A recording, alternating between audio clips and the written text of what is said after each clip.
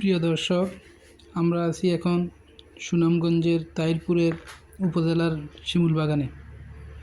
এটি মণিগাঁও গ্রামে অবস্থিত।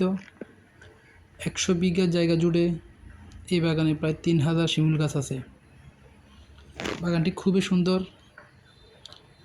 এই বাগানের পরিপূর্ণ সৌন্দর্য উপভোগ করতে হলে আপনাকে ফেব্রুয়ারির মাঝামাঝিতে আসতে হবে। আজকে আমরা আপনাকে জানাবো কিভাবে আপনি আসবেন, কত টাকা খরচ হবেন।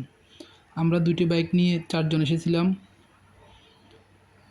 এই যে মানিক স্যার, উনি আমার সহযাত্রী, বাইকের পেছনের পার্টনার। আর একটা বাইক নিয়ে ইমরান, মাথায় হেলমেট পরা আছে। ইমরান আমাদেরকে দেখতেছেন, কিছু বলার চেষ্টা করতেছেন। বাপ্পি ভাই এই দুইজন আর একটা বাইক নিয়ে এসেছেন। ওটা আমরা 2 বাইকে 4 জন এসেছিলাম। এখানে পুরো বাগানটা আপনি এই ঘোড়ায় চড়ে ঘুরতে পারবেন 100 টাকা দিয়ে। তবে বাগানে ঢোকার আগে প্রবেশ মূল্য দিতে হবে 50 টাকা।